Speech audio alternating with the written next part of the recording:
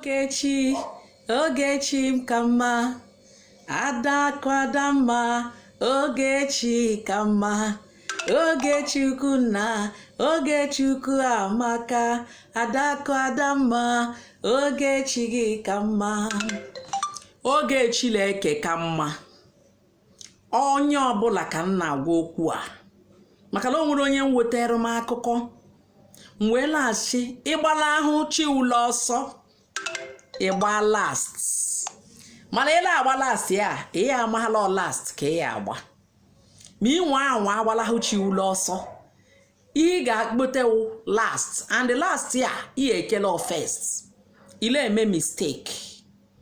ike enwere ike ọwụrụ ahịa ike ịtụ ahịa esizi ahịa ego ulile ala oruola nke wee emeghe ebere mana oge Chineke ka mma onye ka nshi ka mba ọrụ ụlọta oge olisa amaka isokwala oge olisa ile egekwe nchi maka na ọ bụrụ na ịgbala ahụ chukwula ọsọ ile ahụ ụmụ nwanyị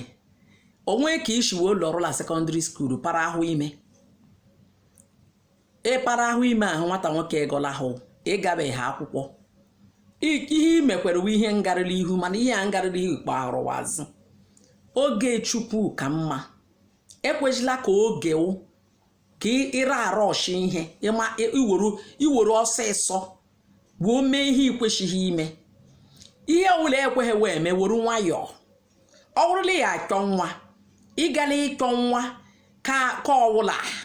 ishiele ogwekwara onye ishishi nyewu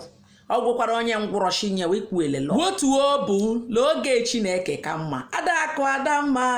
ada si n'Ogechi ka mma ada Ogechukwu ka mma o nwere onye mma enwe ego n'ụtụtụ ọ bịala ụtụtụ ile eri shasha nwee ike bifo ile erule ehihie ego wagwụ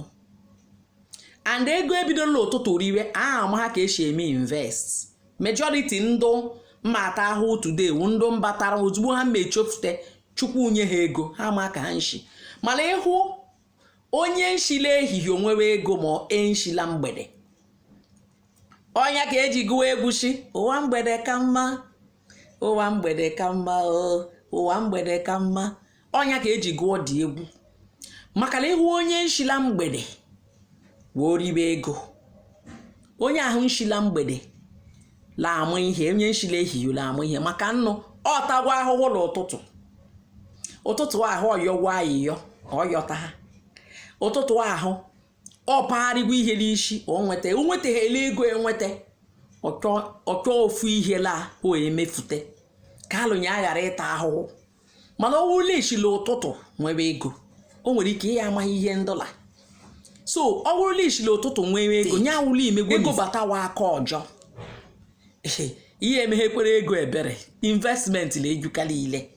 anya ka nshi ka m bịagwa ụlọ Ogechi ka mma mana ishila ụtụtụ nwere ego shishila ehihie shishila abalị Ogechi ka mma ihe ndụ ka mma n'ụwa wụ ndidi inwe obi nwee ndidi n'ihe niile la achọ ịmarụla ya enweta o nwere ike ya achọ nwa mana ego dị o nwere onye enweghị ego mana nwa dị Ogechi ka mma onya ka m na-akọwa ihubi o nwere onye nji ego jide ego gaa aka niile mana ahụ isi ike adịghị o nwere ahụ isi ike mana ọhụhụ ego ihe mmadụ mma achọ ka nkụ o nwere enweghị udo shikama shilara ya ego niile nya nji o nwere udo mana ihe ọ na-achọ wa ego ụwa mgbede ka mma nke ọbụla ị ya achọ wotu obu were nwayọọ were ndidi ọ ga-abịa Adakụ Adamma Adakụ Adamma